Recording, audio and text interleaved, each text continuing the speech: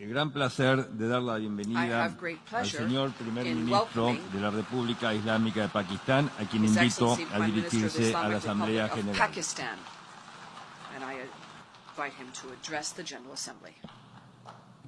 Bismillah ar-Rahman ar-Rahim. Iyyaka na'budu wa iyyaka nasta'in. Mr. President, Honorable Secretary General, Excellencies, ladies and gentlemen, I feel honored today to represent my country at this forum of world leaders, where we have a chance to discuss problems that the world is facing. I want to talk about a lot of problems, but just 4 today. And I especially came to this forum despite a difficult time in my country, facing challenges. I would not have come, but because I feel that there are some very urgent problems which the world must address. So first of all, I start with climate change. So many leaders have talked about climate change. But Mr. President, I feel that there is a lack of seriousness. Perhaps world leaders some of the leaders who can do a lot, do not realize the urgency of the situation. We have a lot of ideas, but as someone said, ideas without funding is mere hallucination. Pakistan, I'll give you start with my own country. Our country is amongst the top 10 nations in the world which are most affected by climate change. We depend upon our rivers.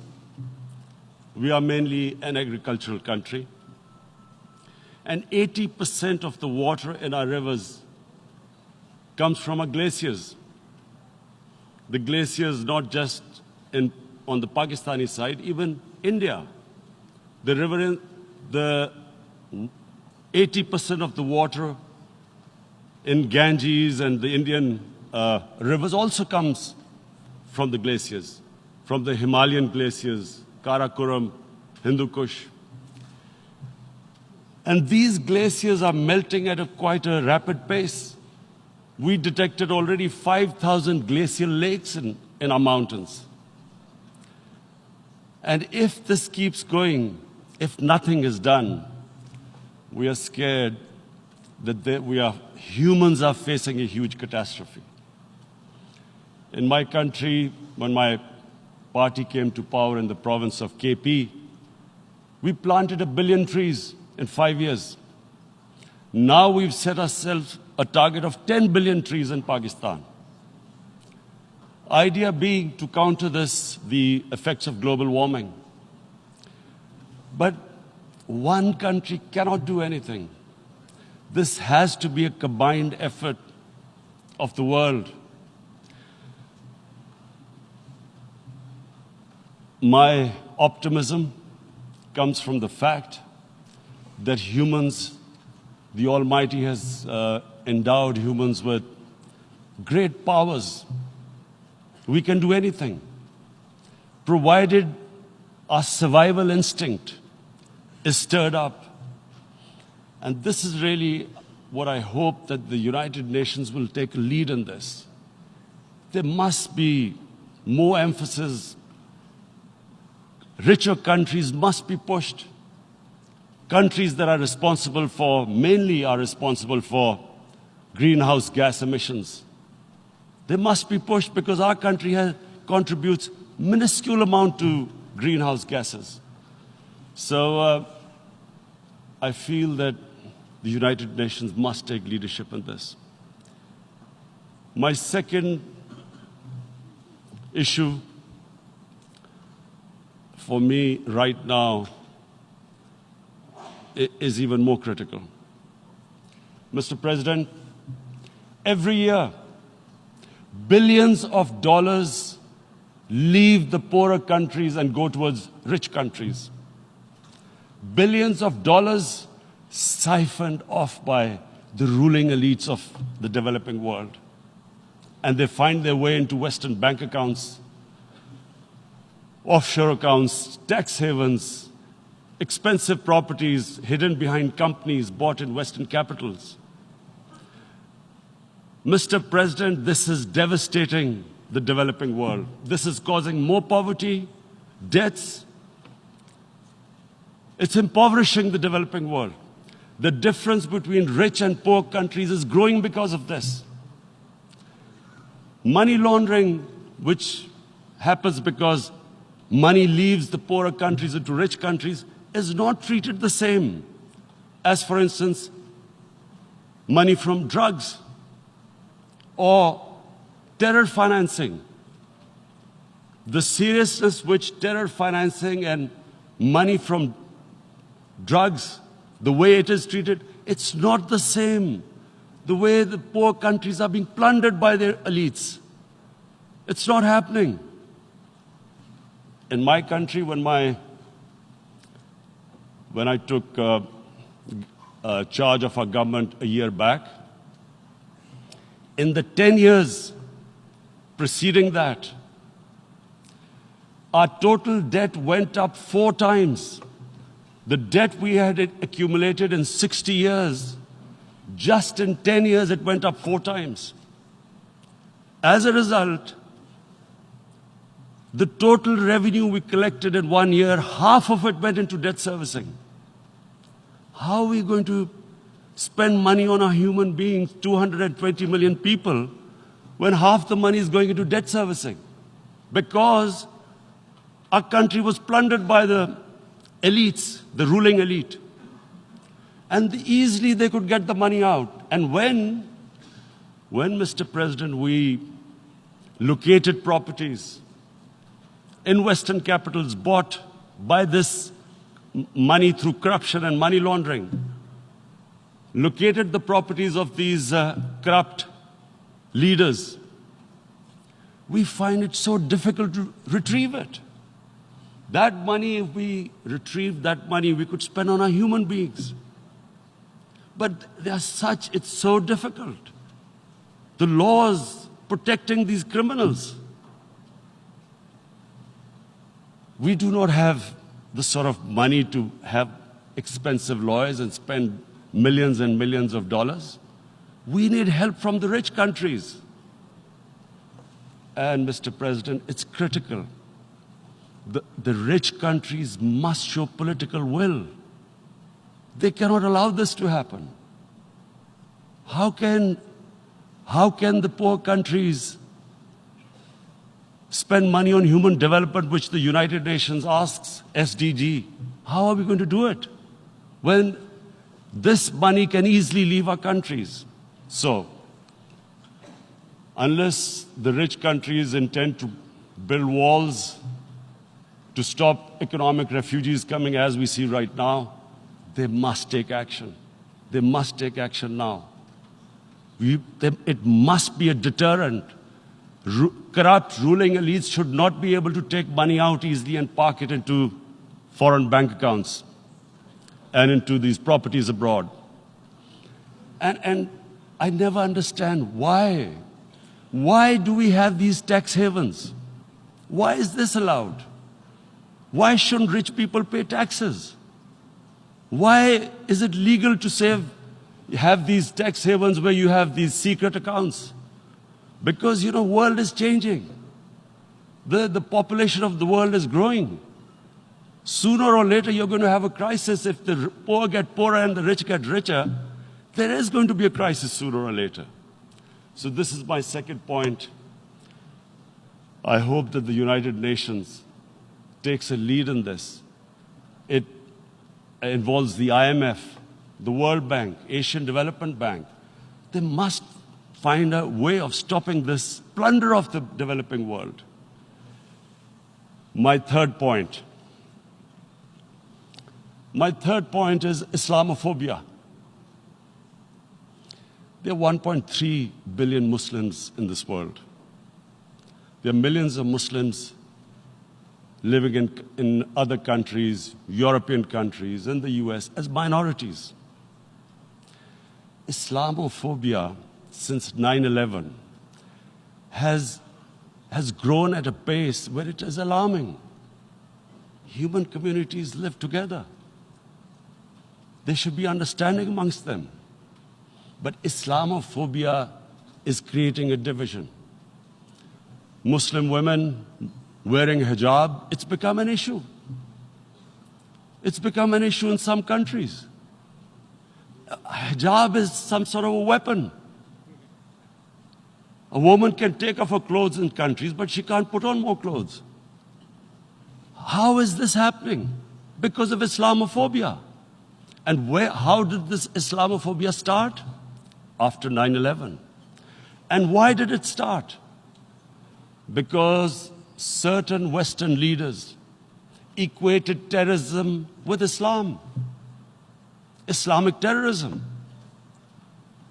Radical Islam. What is radical Islam? There is only one Islam. And that is the Islam we follow of Prophet Muhammad sallallahu alaihi wasallam. There is no other Islam. Radical Islam, Islamic terrorism, what message did they send to people in the West? And why is there Islamophobia? How is a person in New York, in the Midwest, in the US, in European capital, how is he going to distinguish between who is a moderate Muslim and who's a radical Muslim? Because terrorism has nothing to do with any religion. This Islamic terrorism, Islamic radicalism, and sadly used by leaders, this has been the main reason for this Islamophobia. And it has caused pain amongst Muslims.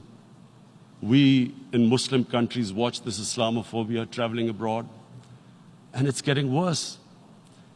And may I just say, Mr. President, that in European countries, it is marginalizing Muslim communities.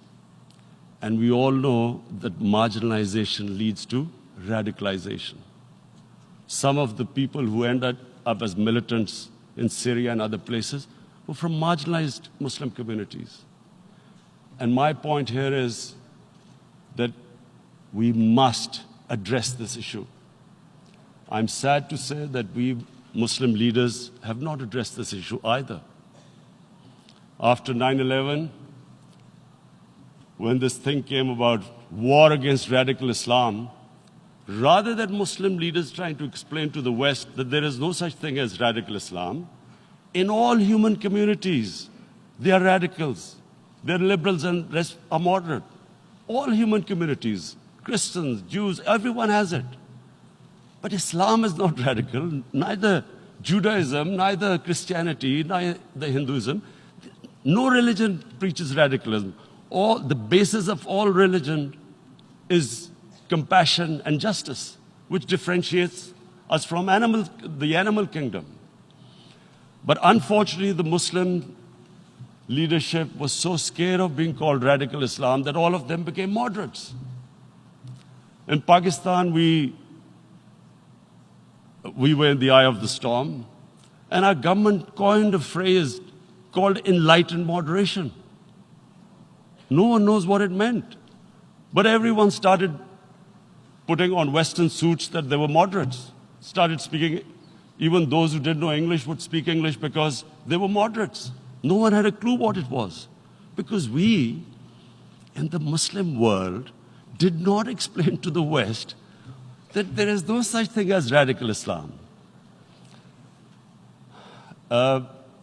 One of the reasons why, after 9/11, Islam was supposed to be equated with terrorism was suicide attacks.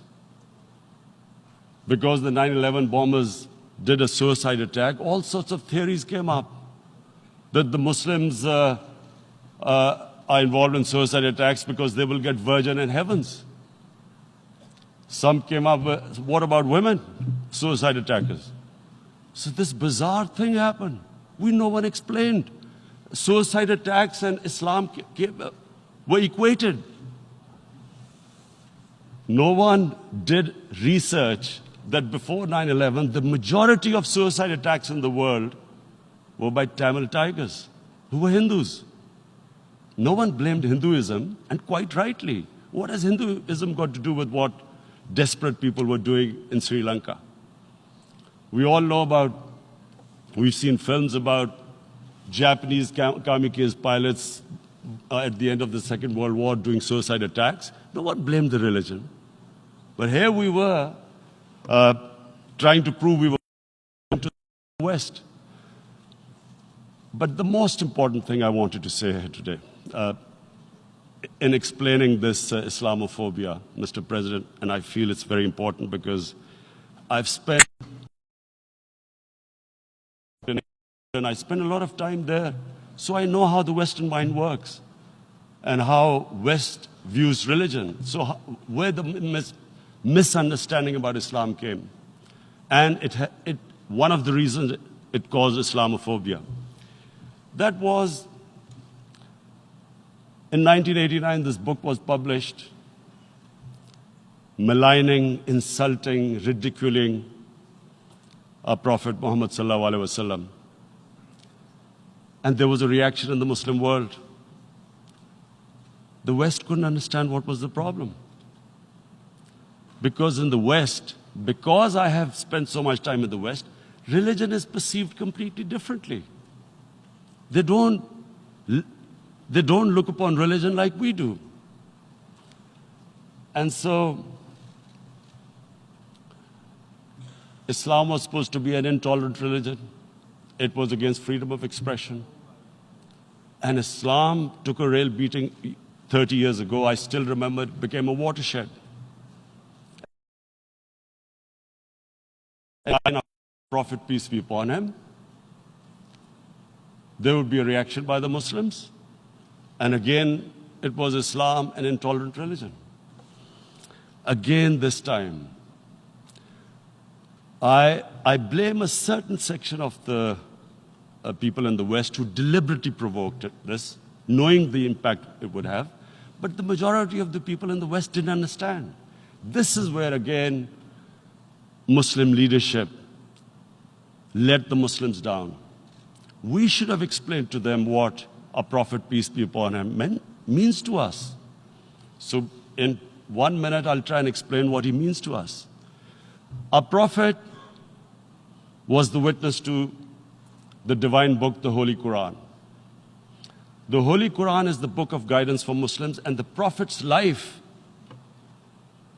was living the Quran. He was an example of what the Quran guided us to be. So he is the ideal we all try to get to. The Prophet created the state of Medina, the first state in Islam. That state was the basis of a Muslim civilization which became the predominant civilization for the next 700 years.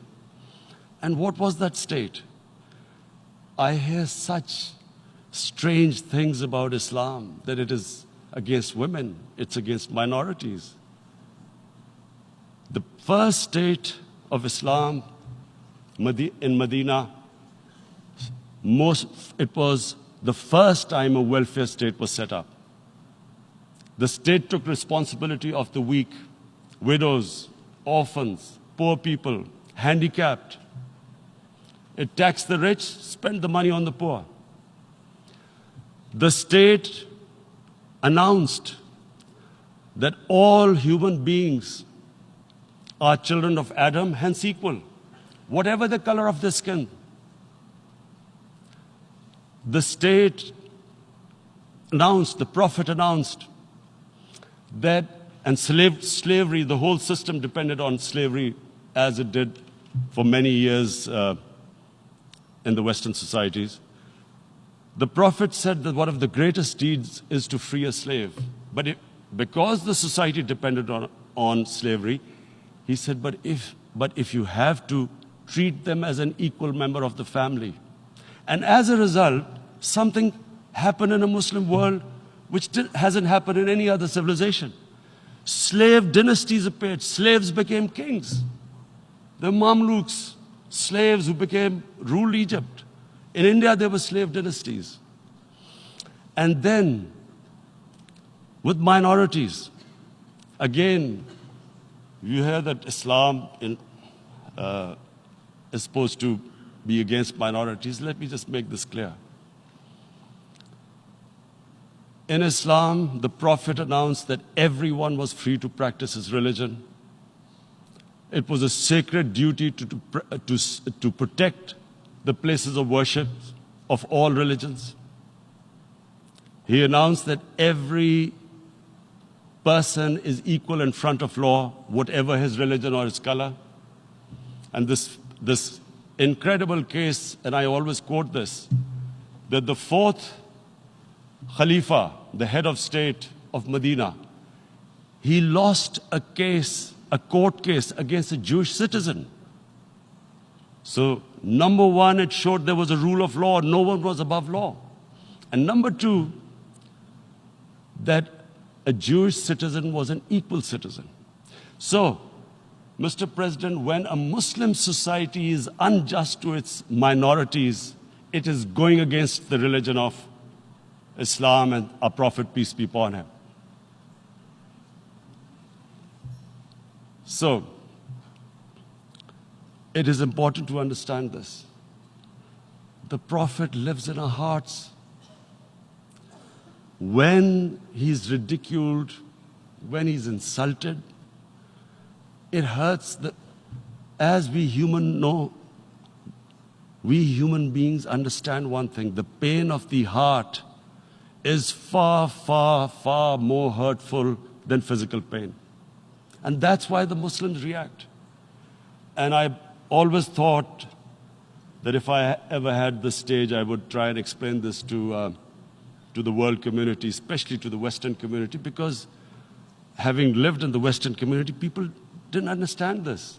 When I first went as a teenager to England, there was a comedy film on Jesus Christ. It's unthinkable in Muslim societies.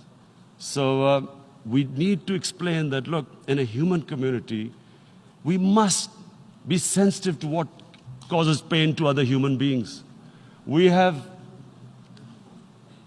in the Western society, and quite rightly, the Holocaust is treated with sensitivity because it gives the Jewish community pain. That's all we ask. That do not use freedom of speech to cause us pain by insulting our Holy Prophet. That's all we want. And now, the number fourth point, Mr. President, and this is the most critical point, is the reason why I especially came here. It is about what is happening in Kashmir. Before I go on this, I want to make one thing clear. That when we came to power, my first priority was that Pakistan would be a country which will try its best to bring peace. We had been through this war on terror. We joined the United States war on terror after 2001.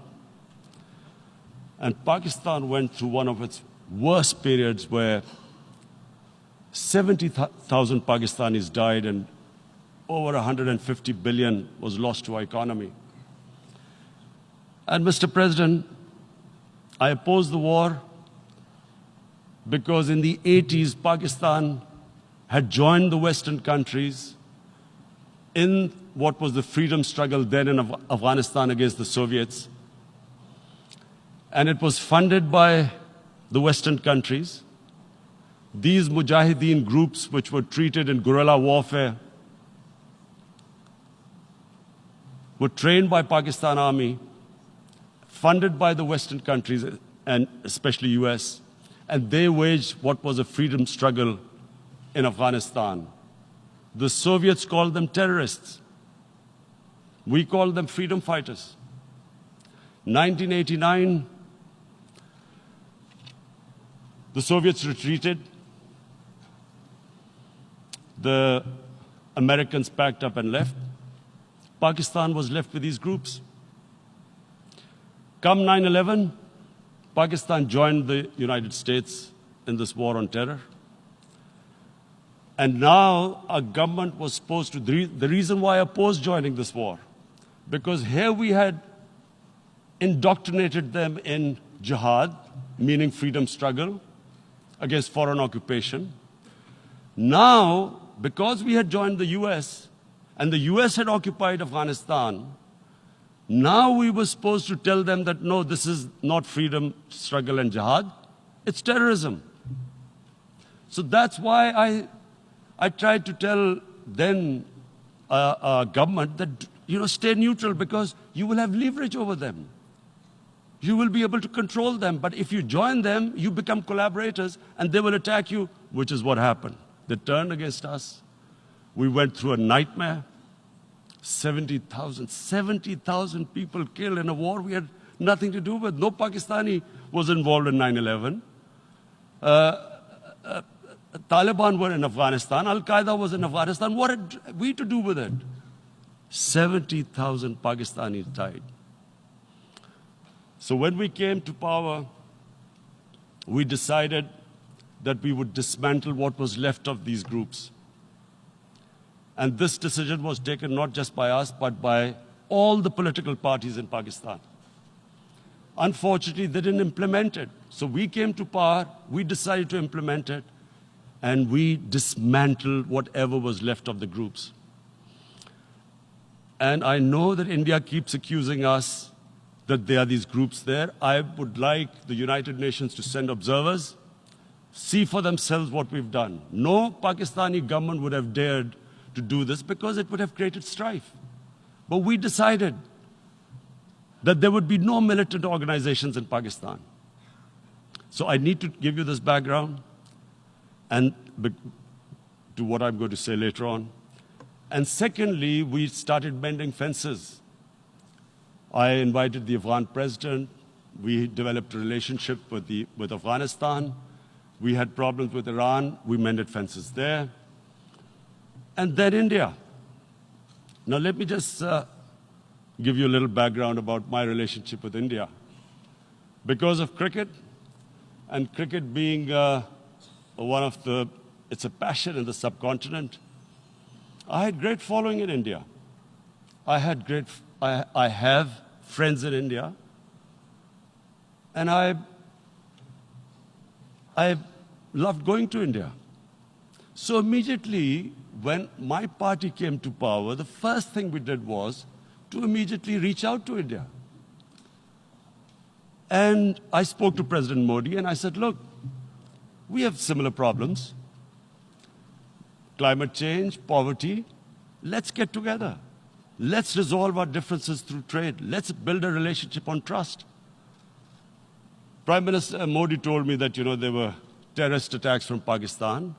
I said, we have problems with you. There are terrorist attacks which we know are instigated by India in Balochistan. We caught a spy, Kulbhushan Yadav, who admitted what the sabotage going on in Karachi and Balochistan. So we said, look, let's leave that behind. Let's move forward. Our main priority should be our people. The highest number of poor people live in the Indian subcontinent. Unfortunately, didn't make any headways. Our foreign ministers were supposed to meet on this in the UNGA last year. India canceled it. We thought that it's their election coming up. It's a nationalist, ultra-nationalist party. It doesn't want to cozy up to Pakistan. So we thought, okay, we'll wait till the elections.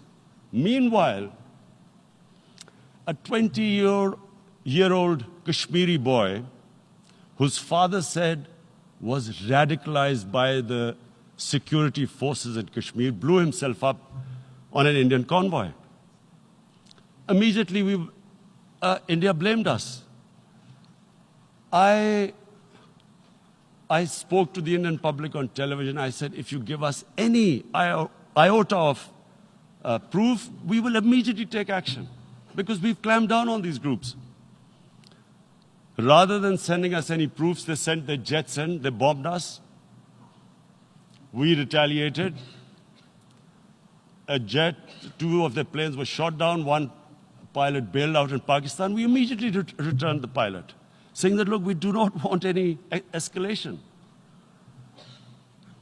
Rather than taking that as a peace gesture, the entire campaign, almost the entire campaign of Mr. Modi in the election was how he had taught Pakistan a lesson that jets had killed 350 terrorists.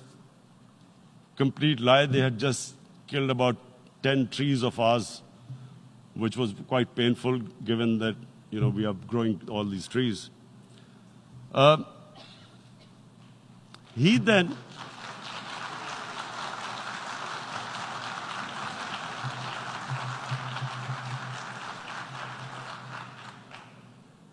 the election campaign, Mr. Modi used words like, this is just a trailer, the movie is about to start. I went into Pakistan and taught them a lesson. This was the election campaign.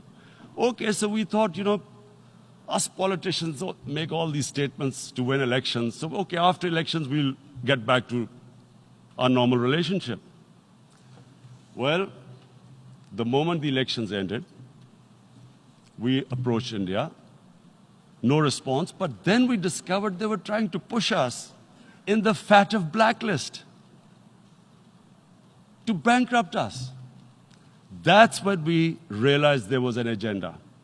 And that agenda became obvious on the 5th August when India went against 11 United Nations Security Council resolutions, which say that Kashmir is a disputed territory and the people of Kashmir have the right of self-determination. They went against that. They went against Simla Accord, which is about bilateral, sorting out our differences through bilateral means, went against that. They actually went against the Indian Constitution. Illegally, they revoked Article 370, which gave Kashmir the special status. They got an extra 180,000 troops there. Total number of security forces in Kashmir now are 900,000. And they put 8 million people of Kashmir under curfew.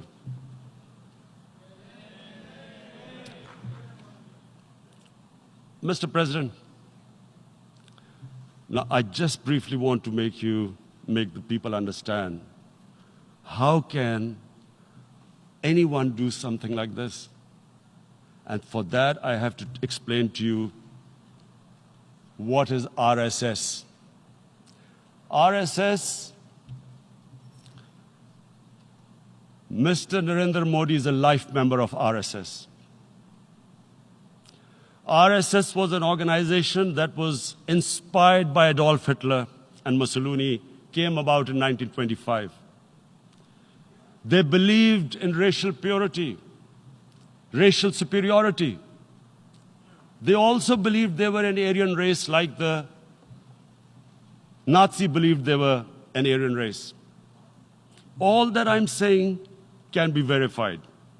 This is the time of information revolution. You can Google all this, what I'm saying. But it is very important for me to explain this to you so you know what is happening in India. This RSS believed in the ethnic cleansing of Muslims from India. At one point, there was racial superiority of the Hindu race. Secondly, it was hatred for the Muslims and for the Christians, because they believed that this golden age of Hindu civilization was stopped because of Muslim rule centuries back, and than the British rule of India.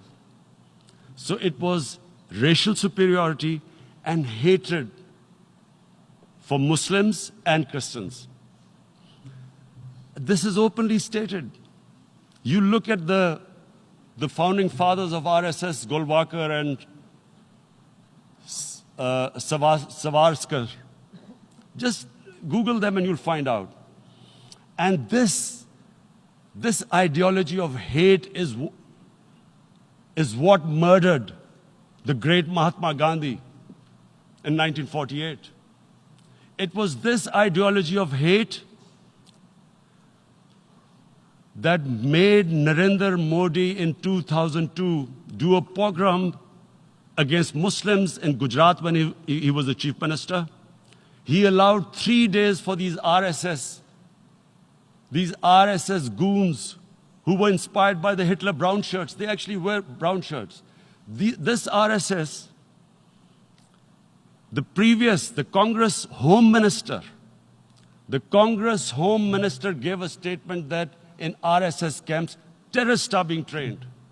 And these terrorists butchered 2,000 Muslims and 150,000 Muslims were made homeless. Narendra Modi could not travel to the US because of that. And I need to make you understand this background before I explain to you that what sort of a mindset would lay siege to 8 million people with 900,000 troops. Women, children, sick people, locked in as animals. In fact, of what I know of England, if 8 million animals were locked in, the RSPCA would have made a lot of noise about it. These are human beings.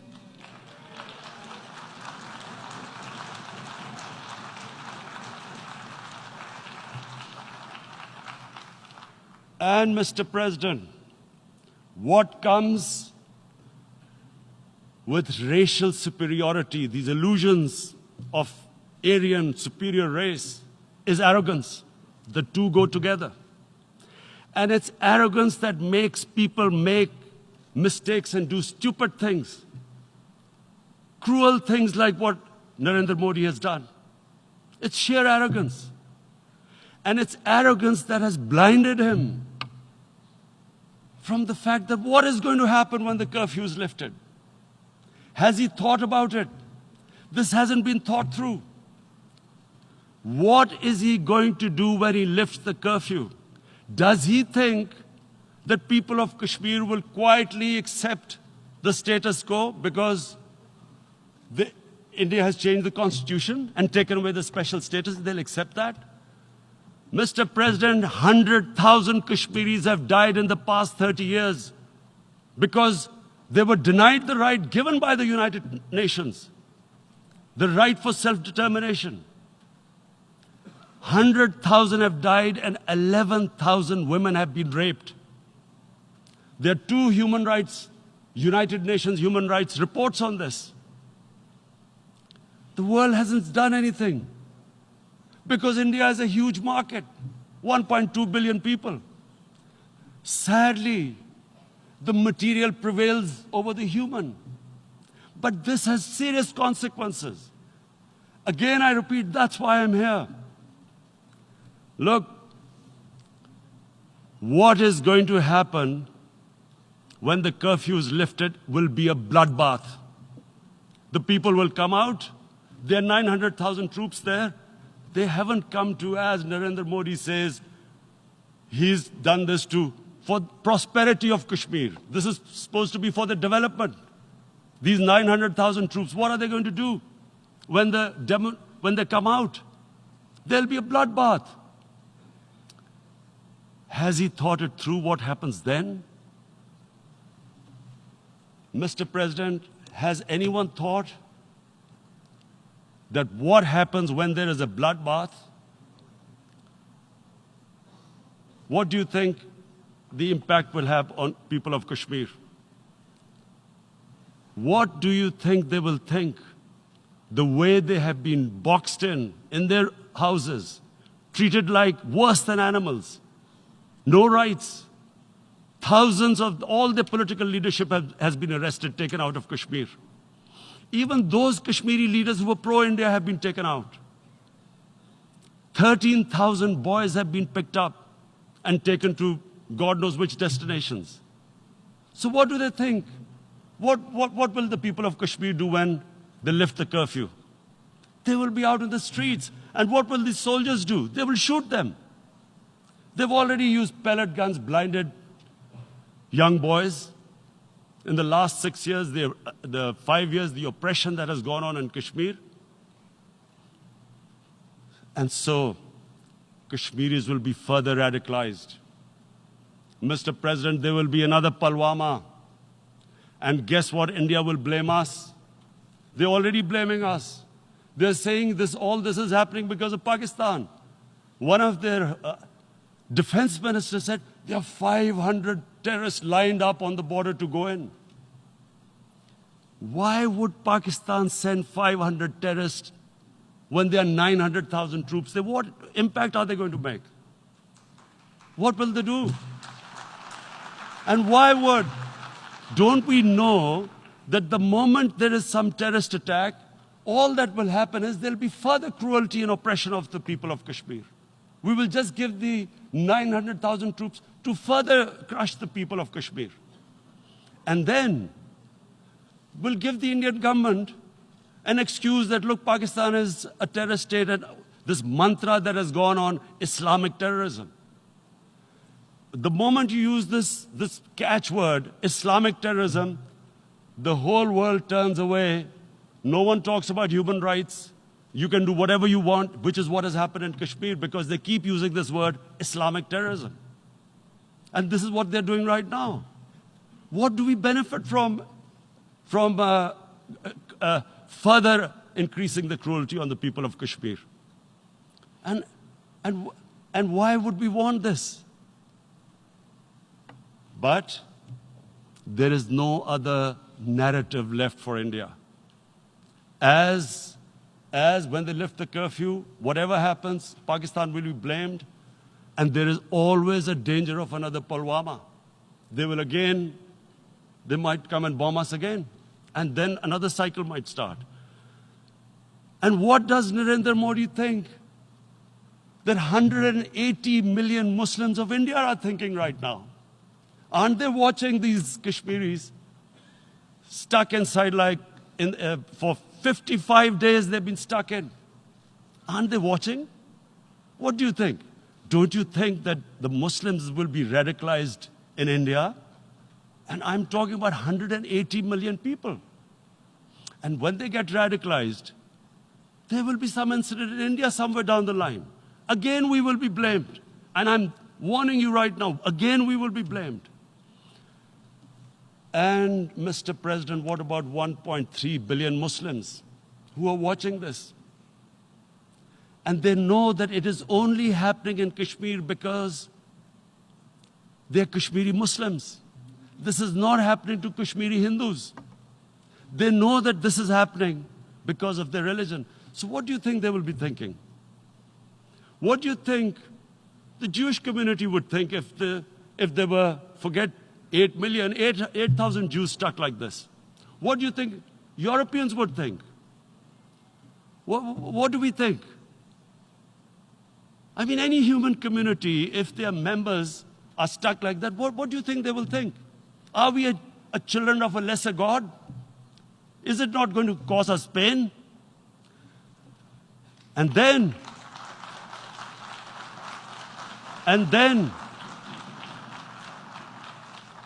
I'll tell you what will happen.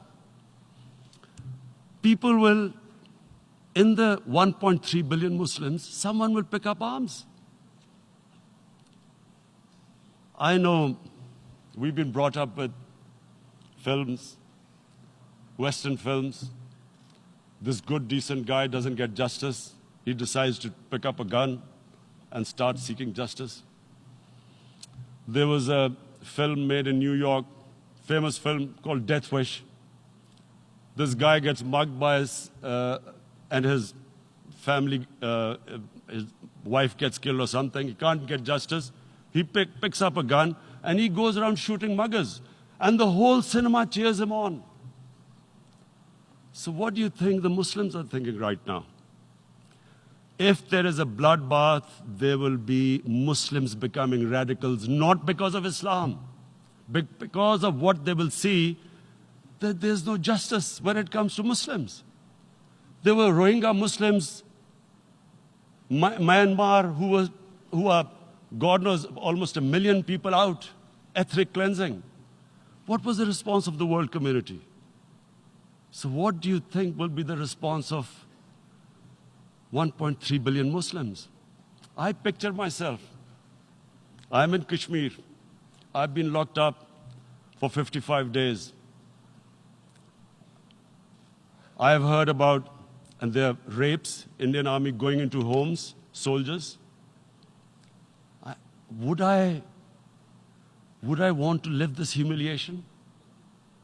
Would I want to live like that? I would pick up a gun. You're forcing people. You are forcing people into radicalization. When people lose the will to live, what is there to live for? And this is what, if you can do this to human beings, you are actually radicalizing people. And so, Mr. President,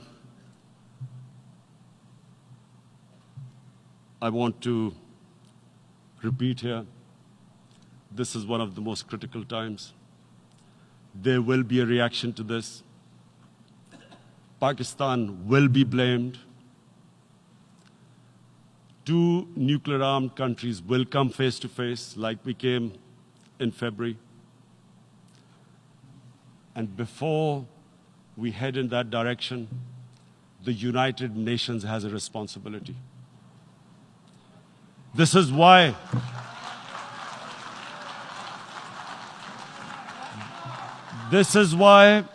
the United Nations came into being in 1945.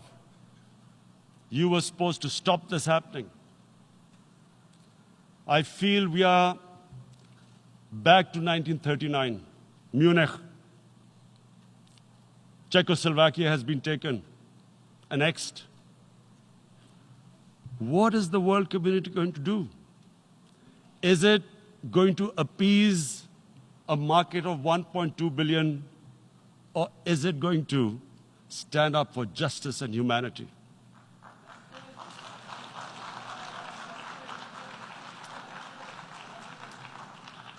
If this goes wrong, you hope for the best, but be prepared for the worst.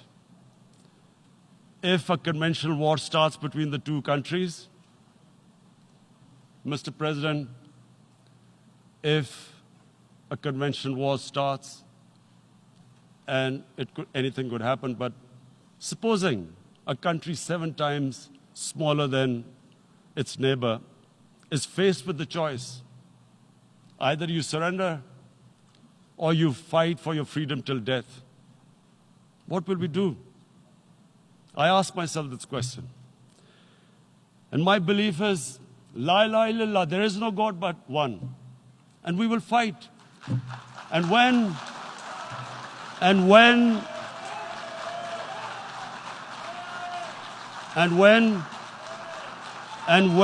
a nuclear-armed country fights to the end, it will have consequences far beyond the borders.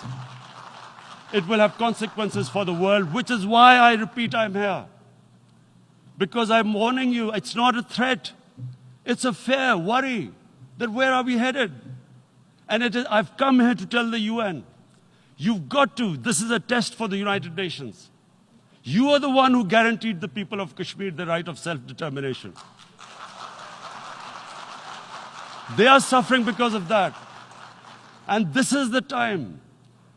This is the time not to appease like in 1939 appeasement took place. This is the time to take action. And number 1 action must be that India must lift this inhuman curfew, which has lasted for 55 days. It must free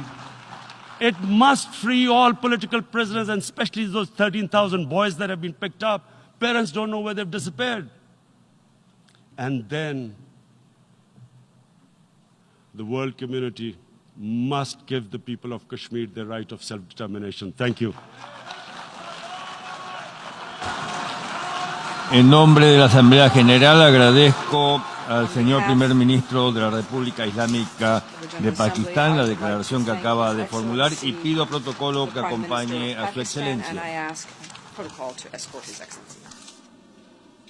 La Asamblea escuchará un discurso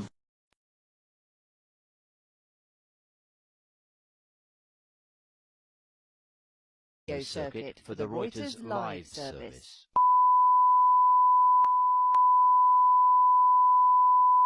This is the primary audio circuit